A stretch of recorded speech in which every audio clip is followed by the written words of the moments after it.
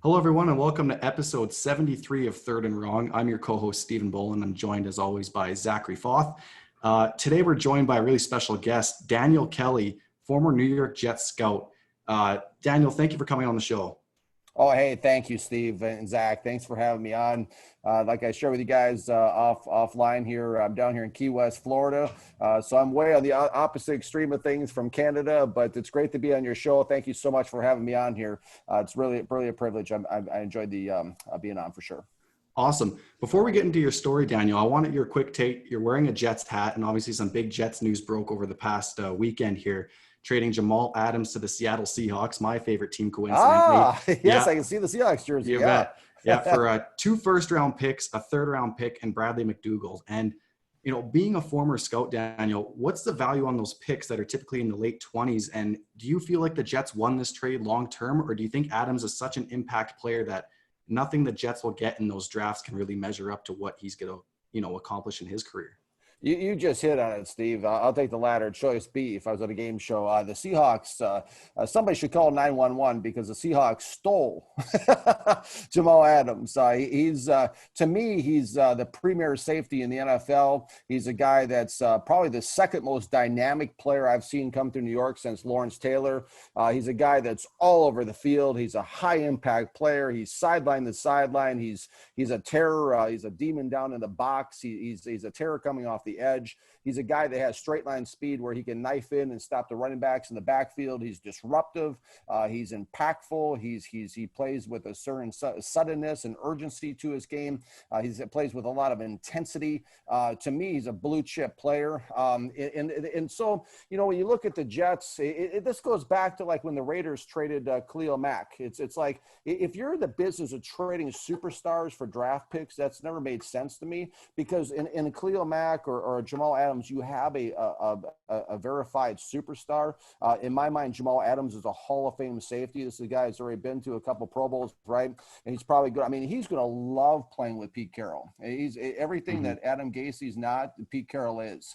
And so he's going to go to Seattle. He's going to ball. He's going to have a lot of fun. He's going to play loose. He's going to be himself, which is very important. Pete Carroll knows how he encourages people in Seattle to be themselves. So it's a great fit for Jamal Adams with the Seattle Seahawks. And going back to the Jets, I know they're trying to sell the fan base on Twitter, about getting the couple number ones and a 3. And listen, half the guys in the first round are busts to begin with. And that statistically, you're drafting it to your point, Steve.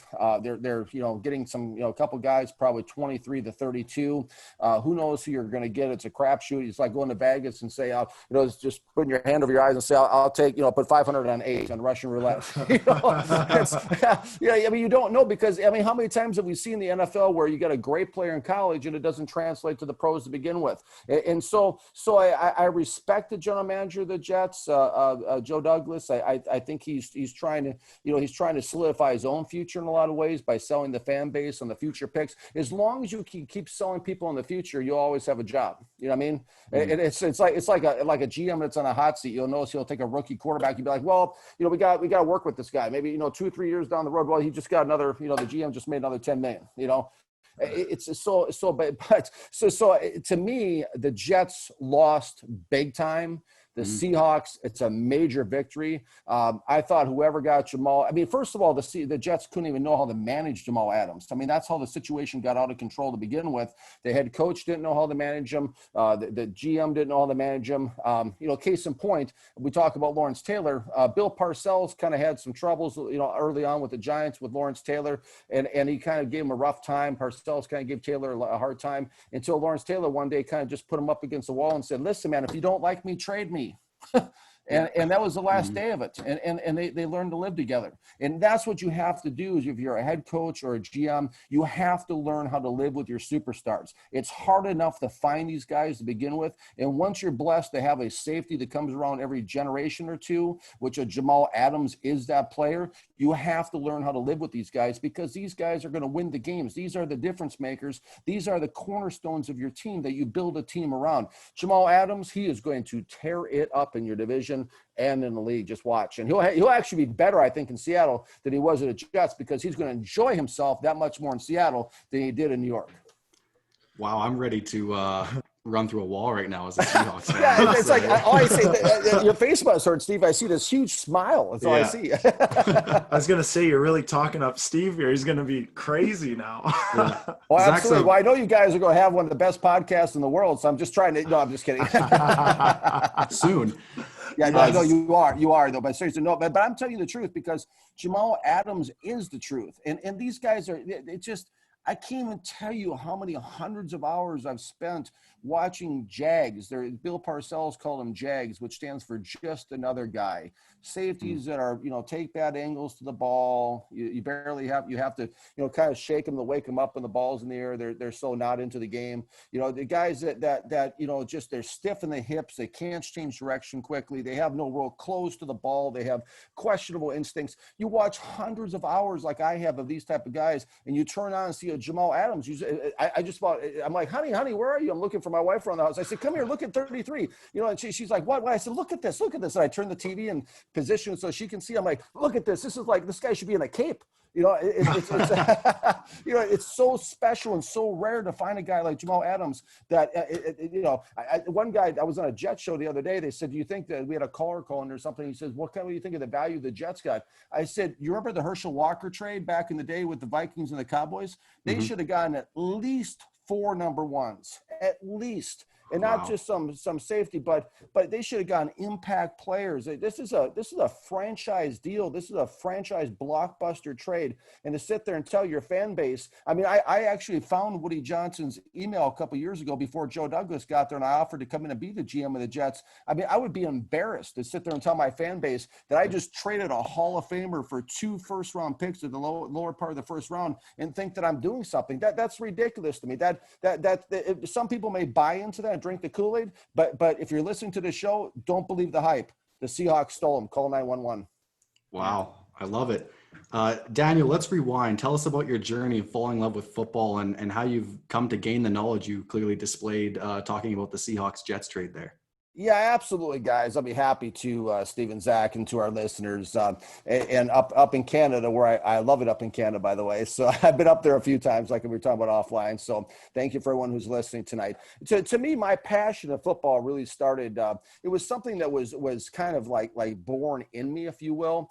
I grew up in Minnesota, and I was 8 years old, and my parents had a football game on 1982 in the corner of the living room, and it was the Vikings versus the Washington Redskins. My parents were Vikings fanatics, and it's like, like they describe it, like when somebody meets somebody in a relationship and they say it was love at first sight. That's the only way I can describe it, right? It's like my eyes went to the colors, the team, the logo, the fans, the RFK, the energy, the passion. The stands were like shaking. If you ever seen the old NFL films, when they're chanting, "We won Dallas," it's like John Riggins was my favorite player of all time.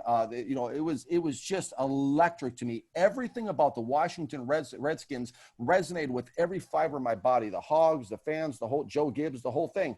So I mean, so I jumped in. I jumped in. Head first, feet first, whatever you want to say.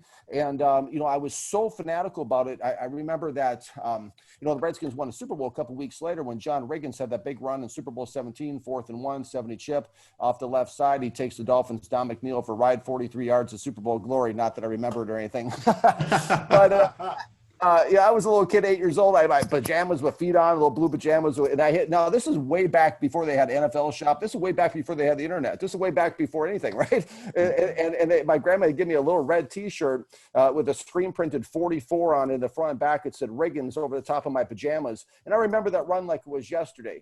I've never seen anyone run the ball with more look of a raw determination on his face. And I saw John Riggins that day. He became my favorite player of all time. So how did I become this great Redskins fan? Like I said, I think it was in the stars before I was even born. I mean, if you add up my social security number, the numbers and digits, I won't tell everybody on the podcast what my social is. but if you add up the numbers, it equals 44. And that's my favorite player of all time, John Riggins. As a matter of fact, there's a good chance that I was conceived the day the Redskins played their first Super Bowl. My mom's birthday is January 14th. The Redskins played in their first Super Bowl 7 against the Miami Dolphins on January 14th, 1973. I was born October 11th. Hey, I wasn't good at math, but the math almost works out exactly the 9 months. So there's a chance I was conceived the day the Redskins played in the first Super Bowl even. So it was really kind of written in the stars. I became this Redskins fanatic. How big of a fanatic was I? At 9 years old, when they lost Super Bowl 18 to the Raiders 38-9, I threw up and missed 3 days of school. Oh, wow. I was absolutely, I ate, breathed, and slept Redskins football. My bedroom was a Redskins shrine. Every birthday, every Christmas, everything, I would ask, my parents, grandparents for Redskins posters, pennants, jerseys. I had it all. You couldn't even see the colors of my walls. I had so many things on Redskins on my walls. And of course, I didn't get a day in high school because I was such a nerd in football, right? But that's a different story. So, but when I was 13 years old, I started writing letters to Joe Gibbs, who's now in the Hall of Fame, the Redskins head coach at the time, and he started writing letters back to me. I mean, personal letters as the head coach of the Redskins, this little kid in Minnesota. And I remember writing this letter to Coach Gibbs, begging him not to trade my favorite quarterback of all time with the Redskins, Jay Schroeder. And he wrote back this really heartfelt letter that actually appears in my book, Whatever It Takes, so you guys can see that I'm telling you the truth. You want me to read this letter to you? You want me to share this? Yeah, let's do it. Yeah, give her. Okay, awesome. So here I am, this letter, okay? So, I mean, this is a different time, a different era, right? The head coach of the Washington Redskins writing this kid in a small town Minnesota letter explaining himself about trading the star quarterback of the team, right? So September 1st, 1988. It's right here. It's in my book. It's on, if you guys can see that, it's on Redskins stationery, right? So it says on there, Joe Gibbs, head coach, September 1st, 1988. Dear Daniel, thank you so much for your letter and your comments about our quarterback situation. It's not been an easy decision, but one that we have worked late into the night deciding on. I'm sure you know that whatever we do because we think it will help the team win.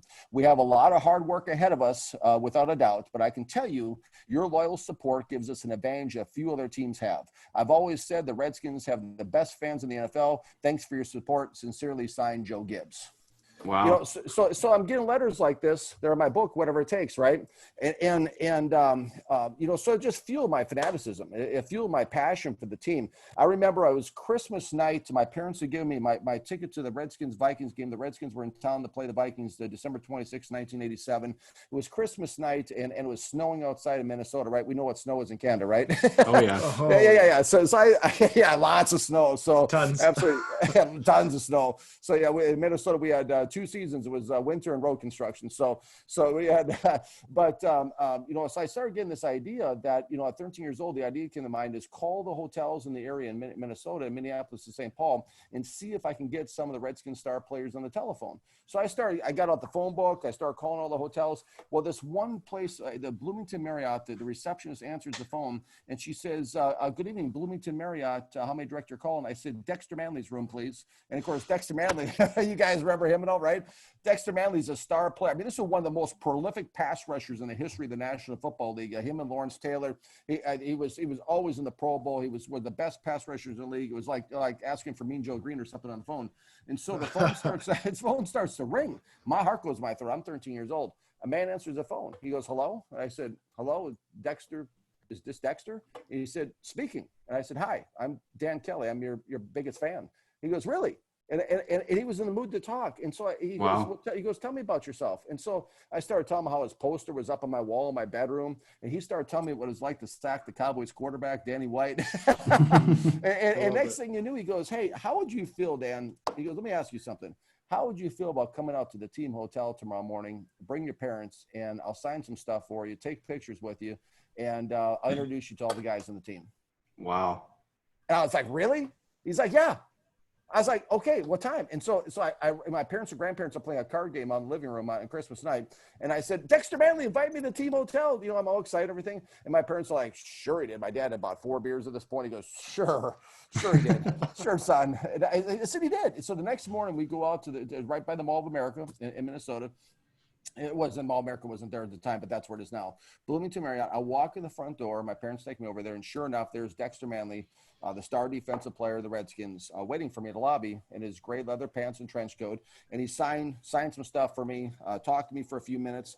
Here's a picture of my book with me with Dexter, if you guys can see that. Awesome. There I am with 13 years old with Dexter Manley. He took me back to the conference room. And, sure enough, one by one, all my heroes came out from eating breakfast and signed my poster, took pictures with me. And so that just fueled it even more. Then, of course, the Redskins went on to win a Super Bowl that year, January 31st, 1988, with Doug Williams.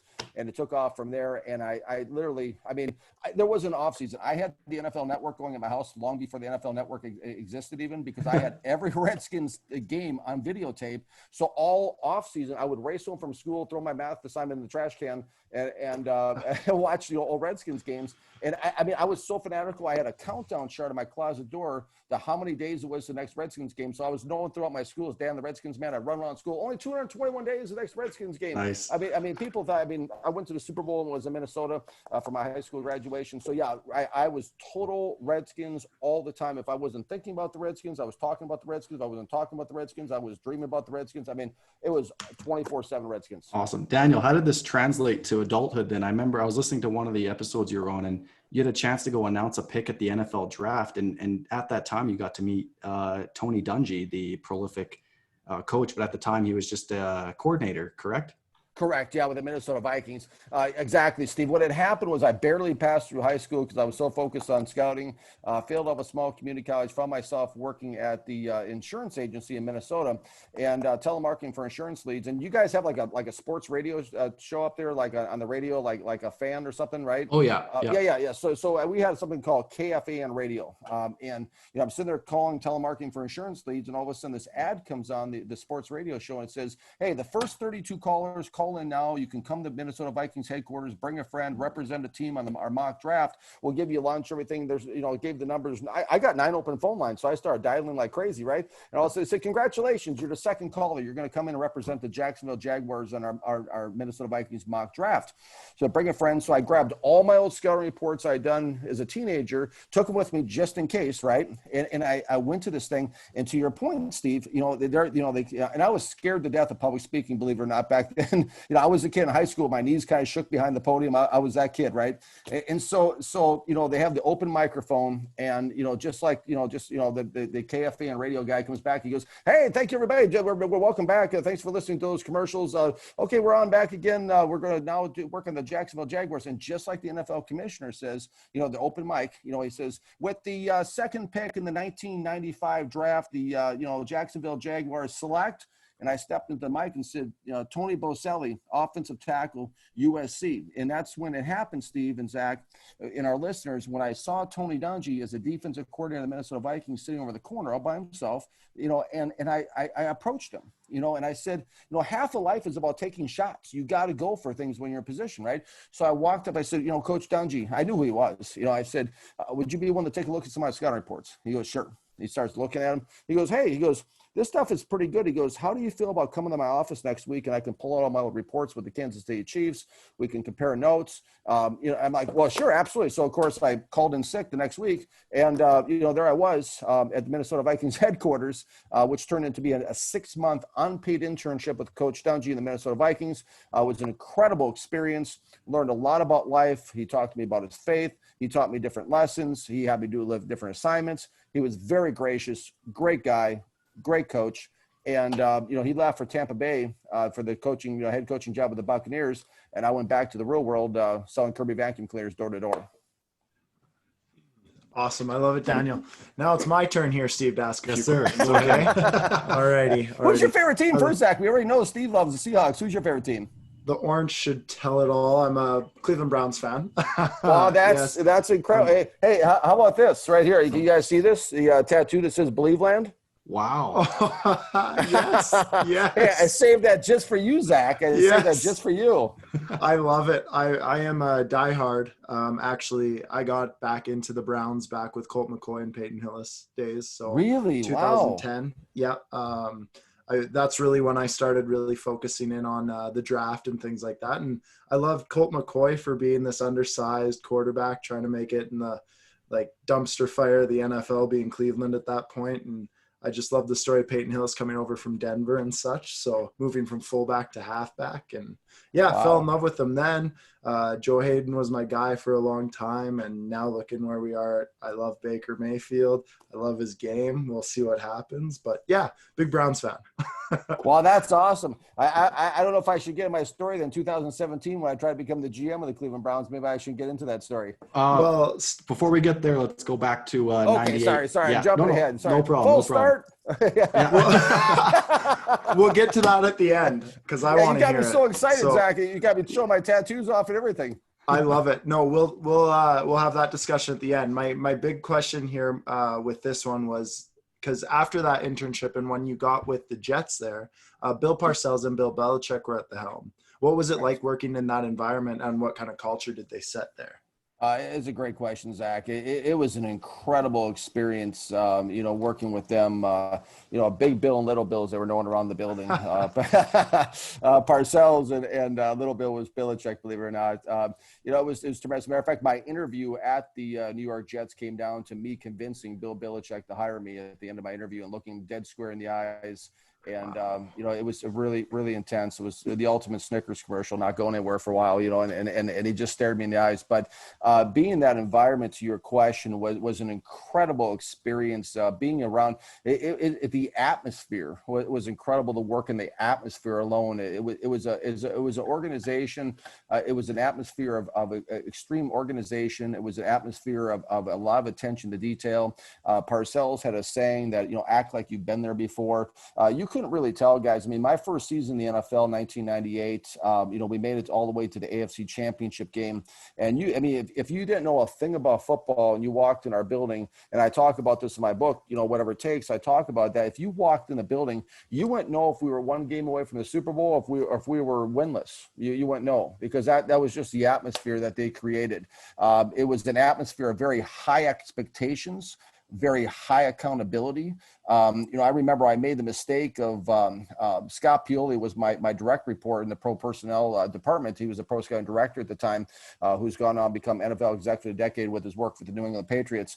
And, I was down in Orlando with Scott Pioli and JoJo Wooden, who's the player personnel director out with the Chargers now. And, JoJo and I are young guys right in the back seat. Pioli was Belichick's guy. And, I was just trying to make casual conversation just in the car ride. And I said, well, it was right after, it was 1999. We were down in Orlando for the NFL Euro practices back then. And I made a comment. I said, well, that was sure great last year. We were, just one game away from the Super Bowl and everything. And I didn't mean anything by it. I was just trying to make conversation. And the whole car just went silent. It was one of those very uncomfortable moments. And Scott Pioli is sitting in the passenger seat in the front seat. I'm in the back seat with JoJo Wooden. And Scott leans over. He turns all the way around in his seat. And he looks at me. He says, I don't ever want to hear you say that again. One game away isn't good enough. And I mean, it was just the rest of the conversation, the car ride was like, it couldn't end fast enough. It was that uncomfortable. But to the point is that's the kind of environment I worked under, is that anything less than a Super Bowl championship was unacceptable. It was a disappointment. And there was a very atmosphere of high expectations, high accountability. Bill Parcells had a saying, it was one wrong, all wrong. So if I ever made a mistake with data entry or maybe a mistake, I put instead of the second string running back, I put him at third string and it was really second string. Parcells had a saying, one wrong, all wrong. So there was such an attention to detail in that environment. It was incredible. And the department I worked under with Scott Pioli, he's a master organizer. He's extremely meticulous. There's such an attention to detail. I can't stress that enough. And really the whole cornerstone of our operation was information gathering. The saying around the Jets building was, we're in the information gathering business, gather it, but never give it. So I did a lot of like background work, background research. And that's really the biggest thing I learned about scouting during that time, was just, how much background work goes into something like this. It's just a lot. It really is. So I guess that actually leads perfectly into my next question for you. Like, what was that day to day like? What kind of hours were you putting in a day? Like, doing these background checks and what it looked like to be a scout during the day when you were with the Jets? About 27 hours a day. Oh, no. Yeah. No, but it was intense. I mean, Pioli told me when he called me to give me the job offer with the Jets, he said, one thing I want to tell you, Dan, is overtime in the NFL is not optional. It's a requirement. So it'd be very normal. I mean, in the building I worked in my office, there was no clocks, there was no windows. So it's very easy. You could get caught up in a project, caught up in watching a player, caught up in doing something. You could easily spend 12 to 18 hours a day, watching film, grinding, it just, everyone, that's the focus. That's the entire focus. So it's not a 9 to 5 job. It's around the clock. It's all the time. It's and it's year round. That's something I learned too, is that in the NFL, I thought, well, maybe there's a difference between the season and the off season. The off season is grueling as the season is, because you go right from the season right into all the preparations for free agency, the salary cap, the NFL draft, the combine, mini camps, training camps. There's never any, there's 1 month off. We had off every year was with the month of June. But outside of that, it was just, wall to wall football around the clock. Wow. That sounds very intense. So it was. Yeah. Daniel, when you're scouting, then if you're watching film, what are some of the biggest traits you're looking for in a football player? And I was going to say college football player, but I guess any football player, what are those certain small things you're looking for that maybe the average fan might not consider or gloss over? Heart. Number one is heart. That's the biggest muscle in the entire body. And these guys, I don't care if they're, 6'7" or larger than that. It's heart. It comes down the heart. And so in other words, who wants it? That's a big part of it is who wants and who doesn't. I can't tell you guys how many guys I've watched in the NFL that they're just, you can tell they're out there for the paycheck. They're just, they're playing touch tag. They don't really take it. They're not finishing blocks. They're not tackling people right. They're, lacking concentration. They drop a ball that's right in their hands. You can tell, so guys that want it, guys that have heart, guys that have passion, guys who are, football is important to them. That's the biggest thing I look for in a player, because more often than not, it's not these guys. Maybe they were great track players or track runners in college, and the track coaches, hey, you want to make it big and you want to make it out of here, try football. Okay, well, where's football? But so you get a lot of guys that just kind of take their natural God-given ability and find their way into football. But you can definitely tell which one of those guys wants it and who doesn't. And on Sundays, the guys that want it are going to win the game. Yes, sir. I love it. I love it. Now, let's jump into the Browns. Yeah. Tell me about 2017. I want to hear it. Well, it was an incredible experience. 2017 was I had gone through a real personal hard time in my life back in 2013, 14. I had been married for 13 years at the time to a woman. We had 4 children together. And I came home one day and there was a Dear John letter waiting for me on the table. She took the kids and left. I was absolutely heartbroken. I was devastated. And I went through a real rough time. Maybe one of our listeners out there, somebody can identify with this. It's life, right? I went through a really rough time. And I went through a real season of grief, losing 4 more children. I already lost my daughter to cancer back when I was with us. So, this was, losing 5 children now at this point for me personally. It was very, very difficult. And I kind of just, I came closer to giving up than I've ever come in my life. And so I went through that season, and then I met my wife now, Samantha, and we would sit down when we were dating or we were doing, she was like, hey, you got it. She goes, it's very clear. There's 3 things in life you're passionate about: God, football, and me. And she goes, you really need to try to get back into football. And I was like, nah, I don't know, and so she kept subtly encouraging me. And so 2017, Zach, right, I go to bed one night and I have this dream, and inside this dream, it's like watching TV. I'm the general manager of the Cleveland Browns in this dream. It's as clear as us talking right now on the show. And I wake up and the Holy Spirit of God says to me, write a card to the owner of the Cleveland Browns and tell him you can put together a Hall of Fame staff within 3 weeks and send him a copy of your book, whatever it takes. So I tell Samantha, my wife, I said, well, guess what the Lord's telling me to do? And she's like, well, let's do it. So I put together the card. I can put together Hall of Fame staff in 3 weeks to give them the opportunity. Dear Mr. Haslam, the whole thing. And I sent him a copy of my book, whatever it takes. And we were working the same sales organization in Phoenix. And I sent it off to him, FedEx. Well, getting something to these guys. I mean, these guys are so well insulated. They're billionaires. They have, 2-3 people opening their mail. They got dogs sniffing it if it's a bomb or something. I mean, it's hard to get stuff to these guys, right? Mm-hmm. And so we leave, Samantha and I, we leave for our first anniversary trip down to Key West, and we get back, and she opens up the mail, and she's getting the mail from our mailbox, and she goes, oh my gosh, she goes, look, and she's holding up a envelope from the Cleveland Browns, right? And I said, wow, this, I said, let's open it. So I open it up, and it says, Jimmy Haslam on the top of the stationery, and it's Cleveland Browns logo, and it says, dear Daniel, please know, first of all, thank you for your copy of your book, whatever it takes. Please know that we're trying to field a team that Cleveland richly deserves. And third of all, if you have the time, please send me your ideas. I would love to take a look at them. Sincerely, Jimmy. Handwritten in pen. Jimmy Haslam. That's cool. Oh, wow. So yeah, so of course that's all I needed to hear, right? So that started me on a new journey, right? And so over the next 7 months, I put together a 166-page proposal, revolutionary proposal, and I told, because they were winless in 16, right? And I told Mr. Haslam, I said in my proposal, I said, I'm prepared to stand at the podium. Basically, if you give me this opportunity, I will declare the Cleveland Browns as Super Bowl 53 champions. From that podium, from that spot. That's how confident I was. Now, I had revolutionary ideas in there. I was not going to have a punter on my roster. I was going to go for it in every single fourth down. I had all these unique ideas that have never been done in the history of football. Stuff has never been done.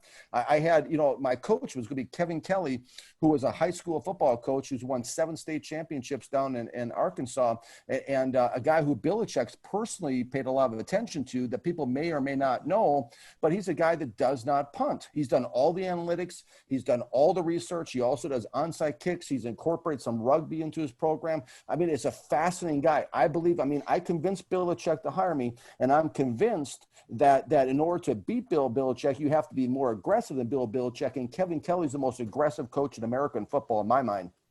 And so I told Mr. Haslam all this stuff in the proposal, and I told him, hey, listen, I said, I also sent the proposal. I said, listen, I said, either one of two things is true. Either I'm clinically and utterly insane, or I'm about to build the greatest dynasty in the history of the National Football League. It's up to you to decide in the pages that follow.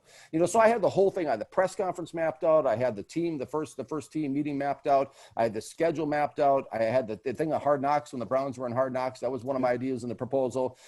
Tim Tebow was going to be my quarterback. I had everything, down to a science in this proposal. And I told my wife, Samantha, we were at a Christmas party for the company we're working. I said, you know what?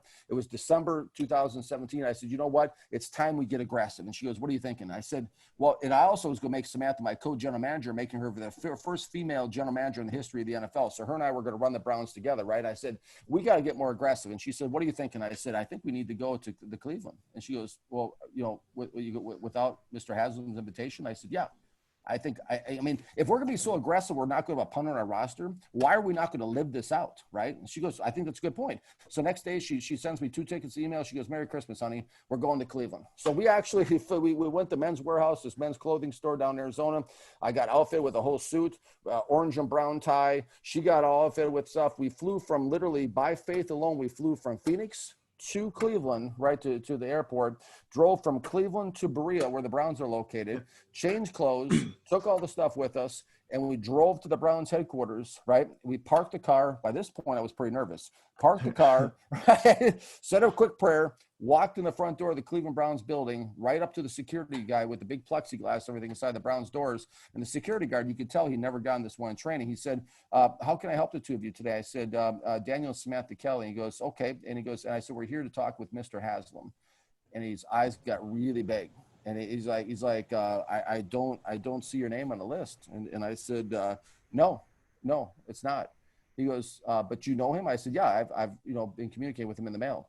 And he asked me for my ideas. And he goes, hold on for a minute. So he goes, he disappears for about 5 minutes. He comes back and says, listen, you're really going to have an invitation to speak with Mr. Haslam. I said, I completely understand that. But it was a tremendous journey. We spent over $100,000 of our time and money into the pursuit of the Cleveland Browns general manager's job. I'm actually writing my next book about the experience. It's called The Dream, the true story of two fans trying to attempt to become the general managers of the Cleveland Browns and do the impossible ... again. And so I'm putting that out there. And the whole premise of the book is to inspire people, to let people know that impossible is only a word in the dictionary. The impossible is just a reality that exists in our mind. It's a hindrance that we place on ourselves, but really and truly nothing's impossible in life. And going forward is really like I said, half the battle. Right. That is wild, man. What a story. Hey, thanks. And that's when I got this tattoo, this Believe Land, if you can see it, that's when I got the tattoo to commemorate the experience. Because it's just, it's all about believing. And that's, and it wasn't just about winning championships. I mean, yes, we would have built the greatest dynasty. I could have built a dynasty better than Bill Belichick did. It wasn't just about that, though. It was about being able to inspire the people in Cleveland, to let the people of Cleveland know there's hope to go on no matter what you go through in life and what the adversity is, and let the people of Cleveland and Ohio and the country and the world really know that there's a purpose and a plan for your life. So it wasn't just about going to Cleveland to win games or win championships or make it to the Hall of Fame. It was about inspiring the entire city into winning a Super Bowl and doing all those great things. So it was a tremendous plan. I've sent a letter to Jarvis Landry personally, and I told Jarvis in the letter, I said, if you can get me in front of Mr. Haslam for 10 minutes, I will make you my assistant GM, making you the first player, front office, dual role guy in the history of the National Football League. So you can help us build the team if you want. And so it hasn't happened at this point, but I can tell you, all I need is 10 minutes with Mr. Haslam. I will excite him in ways that he's never been excited in his life. I love it, Daniel. It's awesome. And this actually, your excitement, the energy you bring to football and all this leads right into the next question. Absolutely perfect. And it's the one we always ask because it's such a big lesson. It teaches us so much, me, Austin, Steve, who host this podcast, and everyone we have on here. What are the greatest lessons football has taught you? The biggest lessons football has taught me is perseverance. You got to grind. You got to keep going. You can't look at the scoreboard in life. You got to just keep on going and keep on going forward. That's a big part of it. No matter what your record is, no matter what the score is, no matter what's happening, you got to keep going forward. Never give up. That's something. I was on a show the other night with somebody who was a big Buffalo Bills fan. He was talking about the game back with the Bills came back with Frank Reich when they beat the Oilers in the playoff game, and everybody's leaving the stadium at halftime. And his dad always had a philosophy of never leave. And of course the Bills came back and won that game, but don't leave too early. Don't be one of those people that leaves the game or leaves the game of life too early. Don't give up. That's another big thing. Determination is another thing football has taught me. John Riggins, the look on his face in that Super Bowl 17 run, you could have etched that on Mount Rushmore. I mean, just it's a look of raw determination. I mean, I've lived my life like that in a lot of ways. Going for it. Joe Gibbs, I learned that from Joe Gibbs, who's the greatest influence in my life. Going for it on fourth down. I mean, if you think back to Super Bowl 17, to the people who have seen that game or seen the highlights, I mean, it's 17-13, Don Shula staying on the opposite sideline. Joe Gibbs is a second-year unknown coach. About 98%, 99% of coaches in America would decide to punt when they're down in fourth and 1. Let's just play the field position game. Joe Gibbs went for it, and that's the way I've lived my life. I've lived my life like Joe Gibbs called that play. Yeah, I went for it. Another big thing is making halftime adjustments I've learned from football. Joe Gibbs was a master at making halftime adjustments. And a lot of times I've had to make halftime adjustments. I'm making a halftime adjustment right now in my life. It's like, starting to, be on more podcasts. I'm starting to do some different things. I've had to kind of take a different direction. And I was inspired by Mark Trestman, who was the head coach up at the Montreal Alouettes. Mark, I've known Mark for 25 years. And what Mark kind of talked to me through this time in his life where, he was fired. His staff was fired from North Carolina State, I think it was. And he said, I'm 48, 49 years old, and I'm sitting at home, and I really, Dan, he was telling me this on the phone, I really had to reinvent myself, if you will. And he said, I got hired by a couple websites. I was writing for some football people. And next thing you knew, somebody invited me up to Canada to do an expo on turf, like field turf, right? And so I went up there, and next thing you know, he meets the owner of Montreal Alouettes. Next thing you know, he becomes the head coach of the Alouettes. Next thing you know, he wins some Grey Cups. Next thing you know, he's the head coach of the Bears. So you never know where life will take you, but you have to be willing to make adjustments, much like Joe Gibbs taught me in life growing up. So those are just a few of the things. Faith. I've learned a lot from Tony Dungy, Joe Gibbs about faith. A lot of things. Bobby Beathard. I learned a lot of things from Bobby Beathard, who I consider to be the best general manager in NFL history growing up. He basically built those teams back in Washington. Just by having a bunch of guys who were low round draft picks and free agents, that type of things. So I learned a lot about that too. Oh, wow. We still got you, Daniel? Yeah, I think so. Oh, there you are. There you are. I think we got you back here. Oh, just a little bit frozen there. We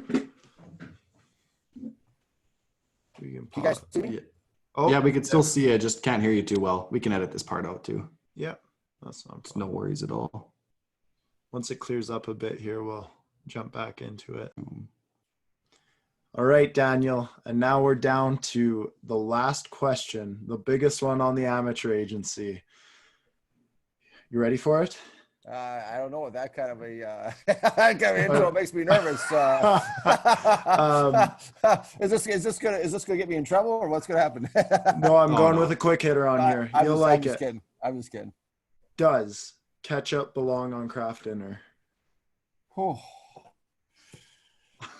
Oh, wow. That's a deep question. It's a deep question. I kind of feel like no matter how I answer it, I don't know. You got two truthers both ways here. I won't tell you which one yet, but you gotta answer away. So ask me one more time. Tell me the riddle one more time. Do you put ketchup on your Kraft dinner? Yes. You do? Yes. Oh, Love no. it. Yeah. Oh no. It's good on Kraft dinner. It adds a little zest to it, So yeah, well, they have a Kraft. They have one too that's like a zesty sauce. Have you guys had that before? Yeah, that's good too. So yeah, a little zest to it. Yeah, it does provide a little kick. Yeah, that's all you need. Okay, you guys are fake news. Hey, everything was great until that riddle came up. Exactly, I was like, I felt like I was back in my Jets interview, and they were asking me some off the wall thing. It was like, and no matter how I answer it, I don't know if I'm getting the job. Yeah, exactly. Jeez. That'd be under a lot of pressure. Daniel, we're at the end of our time here, but thank you so much for your insight on the NFL, the background of your take on the Jamal Adams trade made me very happy. For any Jets listeners we have out there, maybe just fast forward to about 10 minutes into the interview and go from there. But thank you so much. And for all our listeners, where can everyone find your book? Where can everyone find you on your social media? Give everyone an idea about that, and we'll go from there.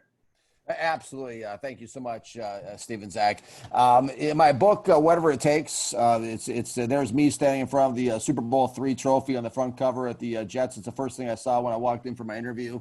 It's a true story of a fan making to the NFL, which is way different than every other story that's out there, because most of the time, somebody knows somebody type of thing to get a chance to get in the NFL. I didn't know a soul. I just worked at a bank and went from Bank America as a mortgage loan officer to the New York Jets. So the book is written by a fan. Now, that's the most exciting part, what people have communicated about. Where you can find it, my book website is whateverittakesbook.com. You can find out some more background. You can also communicate with me there. I have an email address on there as well. And of course, the book is really available anywhere online books are sold.